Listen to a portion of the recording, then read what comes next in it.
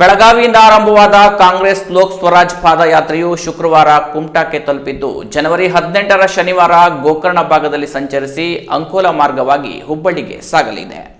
34 ದಿನಗಳ 600 ಕಿಲೋಮೀಟರ್ ಲೋಕ ಸ್ವರಾಜ ಪಾದಯಾತ್ರೆಯು ಬೆಳಗಾವಿಯಿಂದ ಆರಂಭವಾಗಿ ರಾಜ್ಯದ ವಿವಿಧ ಜಿಲ್ಲೆಗಳಲ್ಲಿ ಸಂಚರಿಸಲಿದೆ. ಎಐಸಿಸಿ ಸದಸ್ಯರು ಮತ್ತು ಕೆಪಿಸಿಸಿ ಪ್ರಧಾನ ಕಾರ್ಯದರ್ಶಿ ಕಿರಣ್ ಮುಗಬಸವ ನೇತೃತ್ವದಲ್ಲಿ 40 ರಿಂದ 50 ಮಂದಿಯ ತಂಡವು 15 ವಿಧಾನಸಭಾ ಕ್ಷೇತ್ರಗಳಲ್ಲಿ ಸಂಚರಿಸಲಿದೆ. ಶುಕ್ರವಾರ ಕುಮಟಾಕ್ಕೆ ಆಗಮಿಸಿದ ಪಾದಯಾತ್ರೆಯ ತಂಡ ಇಲ್ಲಿಯೇ ವಾಸ್ತವ್ಯ ಮಾಡಿ ಶನಿವಾರ ಗೋಕರ್ಣ ಅಂಕೋಲಾ ಮಾರ್ಗವಾಗಿ ಹುಬ್ಬಳ್ಳಿಗೆ ಸಾಗಲಿದೆ. ಜನ್ಮಭೂಮಿಯ ಸ್ವರಾಜ್ಯದ ಮೇಲೆ ಗಾಂಧೀಜಿಯ ಸತ್ಯ ಮತ್ತು ಅಹಿಂಸೆಯ ತತ್ವಗಳ ಮಹತ್ವವನ್ನು ಸಾರಲು ಈ ಪಾದಯಾತ್ರೆಯನ್ನ ಹಮ್ಮಿಕೊಂಡಿದ್ದು ವಿನೋಬಾ ಭಾವೆ ಮತ್ತು ಡಾಕ್ಟರ್ ಬಿಆರ್ ಅಂಬೇಡ್ಕರ್ ಅವರ ತತ್ವಾದರ್ಶಗಳನ್ನ ಈ ಪಾದಯಾತ್ರೆ ಒಳಗೊಂಡಿದೆ. ಅಲ್ಲದೆ ಮಹಾತ್ಮ ಗಾಂಧೀಜಿಯವರು 1924ರ ಡಿಸೆಂಬರ್ 26ರಂದು ಬೆಳಗಾವಿಯಲ್ಲಿ ನಡೆದ ಭಾರತೀಯ ರಾಷ್ಟ್ರೀಯ ಕಾಂಗ್ರೆಸ್ ಅಧಿವೇಶನದ ಅಧ್ಯಕ್ಷತೆ ವಹಿಸಿದರು. ಈ ಐತಿಹಾಸಿಕ ಅಧಿವೇಶನಕ್ಕೆ ಈಗ ಶತಮಾನೋತ್ಸವದ ಗೌರವ ಸಲ್ಲಿಸಲು ಈ ಪಾದಯಾತ್ರೆ ಹಮ್ಮಿಕೊಳ್ಳಲಾಗಿದೆ.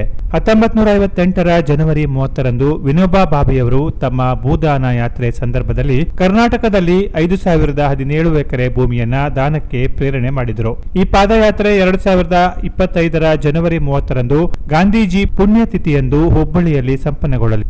ಈ ಬಗ್ಗೆ ಕೆನರಾ ಪ್ಲಸ್ ವಾಹಿನಿಗೆ ಮಾಹಿತಿ ನೀಡಿದ ಕೆಪಿಸಿಸಿ ಪ್ರಧಾನ ಕಾರ್ಯದರ್ಶಿ ಕಿರಣ್ ಮುಗಬಸವ ಅವರು ಭಾರತದಲ್ಲಿ ಐಕ್ಯತೆ, ಸಮಾನತೆ ಮತ್ತು ನ್ಯಾಯಕ್ಕಾಗಿ ನಡೆದ ಭಾರತ ಜೋಡೋ ಯಾತ್ರೆಯಲ್ಲೂ ಭಾಗವಹಿಸಿದ್ದೆ. ಸರ್ವೋದಯ ಸಂಕಲ್ಪ ಪಾದಯಾತ್ರೆಯಲ್ಲೂ ಭಾಗವಹಿಸಿದ್ದೆ. ಈಗ ಲೋಕ ಸ್ವರಾಜ್ ಪಾದಯಾತ್ರೆಯಲ್ಲೂ ಭಾಗವಹಿಸಿದ್ದೇವೆ. ಖಾನಾಪುರ, ಅಳ್ನಾವರ, ಹಳಿಯಾಳ, ಯಲ್ಲಾಪುರ, ಸಿರಸಿ, ಸಿದ್ದಾಪುರ, ಜೋಗ, ಚಂದಾವರ, ಕುಮಟಾ, ಗೋಕರ್ಣ, ಅಂಕೋಲಾ, ಕಿರುವತ್ತಿ, ಕಲಘಟಕಿ, ಹುಬ್ಬಳ್ಳಿಗಳ ಮೂಲಕ ಸಾಗಲಿದೆ.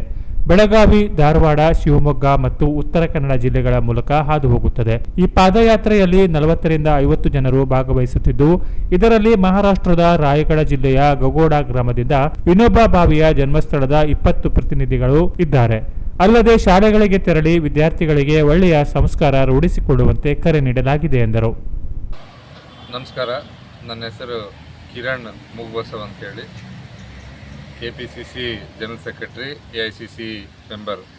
ಭಾರತ್ ಜೋಡೋ ಯಾತ್ರೆಯಲ್ಲಿ ರಾಹುಲ್ ಗಾಂಧಿಯವ್ರ ಜೊತೆ 4000 ಕಿಲೋಮೀಟರ್ ಕೂಡ ನಡೆಯುವ ಅವಕಾಶ ನನಗೆ ಸಿಕ್ಕಿತ್ತು. ಇವಾಗ ನಾವು 600 ಕಿಲೋಮೀಟರ್ ಒಂದು ಪಾದಯಾತ್ರೆ, ಲೋಕ ಸ್ವರಾಜ್ ಪಾದಯಾತ್ರೆಯನ್ನು ಕರ್ನಾಟಕದಲ್ಲಿ ಮಾಡ್ತಾ ಇದ್ದೇವೆ. ಇದ್ರ ಉದ್ದೇಶ ಏನಪ್ಪ ಅಂತಂದರೆ, ನಮ್ಮ ಗಾಂಧೀಜಿಯವರು ಕರ್ನಾಟಕಕ್ಕೆ ಬಂದು ಕಾಂಗ್ರೆಸ್ ಅಧಿವೇಶನವನ್ನು ಉದ್ದೇಶಿಸಿ ಮಾತಾಡಿದ್ದು 100 ವರ್ಷ ಆಗಿದೆ. ಅದರ ಜೊತೆಗೆ ಭೂದಾನ್ ಚಳವಳಿಯಲ್ಲಿ ವಿನೋಬಾ ಭಾವೆಯವರು 67 ವರ್ಷಗಳ ಹಿಂದೆ 1958ರಲ್ಲಿ ನಾವಿವತ್ತು ಯಾವ ರೂಟಲ್ಲಿ ನಡೀತಾ ಇದ್ದೀವೋ ಅದೇ ರೂಟಲ್ಲಿ ನಡೆದು ಭೂದಾನ್ ಚಳವಳಿಯಲ್ಲಿ ವಿನೋಬಾ ಭಾವೆಯವರು ನಡೆದಿದ್ದರು.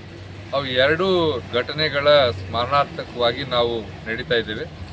ನಾವು 28 ತಾರೀಕು ಡಿಸೆಂಬರ್ನಿಂದ ನಾವು ಬೆಳಗಾಂದಲ್ಲಿ ಪ್ರಾರಂಭ ಮಾಡಿದ್ವಿ. ಬೆಳಗಾಂ, ಅಳ್ನಾವರ್, ಹಳಿಯಾಳ್ ಮುಖಾಂತರ ನಾವು ಸಿರ್ಸಿ, ಸಿದ್ದಾಪುರ್, ಮನ್ಮನೆ, ಜೋಗ, ಚಂದಾವರ್ ಹಾಗೂ ಇವತ್ತು ಕುಮಟಾ ತಲುಪಿದ್ದೇವೆ. ಇವತ್ತು ಸುಮಾರು 400 ಕಿಲೋಮೀಟರ್ ನಾವು ಸಾಗಿದ್ದೇವೆ. ಇನ್ನು ಮುಂದೆ ನಾವು ಕುಮಟಾದಿಂದ ಇನ್ನೂ ನಮ್ಮದು 200 ಕಿಲೋಮೀಟರ್ ಪ್ರಯಾಣ ಉಳಿದಿದೆ. ಕುಮಟಾದಿಂದ ನಾವು ಇವಾಗ ಗೋಕರ್ಣ, ಅಂಕೋಲಾ, ಯಲ್ಲಾಪುರ್, ಕಲಘಟಗಿ ಮುಖಾಂತರ ಹುಬ್ಬಳ್ಳಿ ತಲುಪಿ ಗಾಂಧೀಜಿ ಹುತಾತ್ಮ ದಿವಸ ಮತ್ತು ವಿನೋಬಾ ಭಾವೆಯವರು ಕೂಡ 30ನೇ ಜನವರಿಗೆ ಹುಬ್ಬಳ್ಳಿಯಲ್ಲಿ ವಾಸ್ತವ್ಯವಾಗಿದ್ದರು.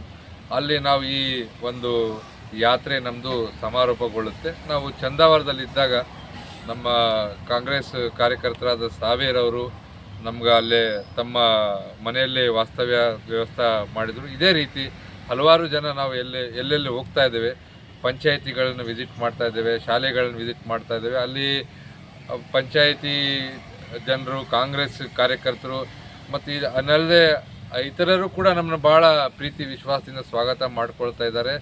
ಭಾಳ ನಾವು ಗಾಂಧೀಜಿ ಗ್ರಾಮ ಸ್ವರಾಜ್ಯದ ಬಗ್ಗೆ, ವಿನೋಬಾ ಭಾವೆಯವರ ಸರ್ವೋದಯ ಮತ್ತು ಅಂಬೇಡ್ಕರ್ ಅವರ ಭ್ರಾತೃತ್ವದ ಇದು ಒಂದು ನಾವು ಸಂದೇಶವನ್ನು ತಗೊಂಡು ಜನರಲ್ಲಿ ಹೋಗ್ತಾ ಇದ್ದೀವಿ. ತುಂಬ ಉತ್ತಮ ಒಂದು ನಮ್ಗೆ ರಿಸ್ಪಾನ್ಸ್ ಸಿಗ್ತಾ ಇದೆ. ಈ ನಿಮಗೂ ಎಲ್ಲರಿಗೂ ಕೂಡ ನಮ್ಮ ಪಾದಯಾತ್ರೆಯಲ್ಲಿ 4 ಹೆಜ್ಜೆ ಹಾಕಬೇಕಂತ ಹೇಳಿ. मेरा नाम विजय दीवान है। मैं सर्वोदय का पूरा समय कार्य करता हूँ, विनोबा जी का कार्य करता हूँ और विनोबा जी का जो जन्म स्थान है महाराष्ट्र में नियर बॉम्बे, उधर गत 43 बरस से रहता हूँ। और इस पदयात्रा में किरण भाई के साथ हम सहभागी हुए हैं। अभी तक हमने 20 दिन में करीबन 400 किलोमीटर की पदयात्रा तय कर ली है और 40 गाँवों में हमने सभी तबके के लोगों से हमने मुलाकात की। और मुझे जो विशेष लगी वो ये है कि येल्लापुर और सबरानी में जो अफ्रीकन वंश के सिद्धि समाज के लोग हैं, उनकी स्थिति बहुत ही हमें बुरी लगी। जो 700 पहले उन्हें इधर गुलाम करके बेचा गया था और आज भी उनकी गुलामगिरी कुछ ख़त्म नहीं हो रही है। इसके तरफ ज़रा ध्यान देने की ज़रूरत है, ऐसे मुझे लगा। और इस यात्रा में सभी तबके के लोगों ने, विशेषतः कांग्रेस के कुछ पदाधिकारियों ने भी हमें सहकार्य किया और स्थानिक कार्यकर्ता भी सहकार्य करते हैं। इसके प्रति हम शुक्रगुजार हैं और हमारी यात्रा अब 10 दिन के बाद हुबली में खत्म होगी।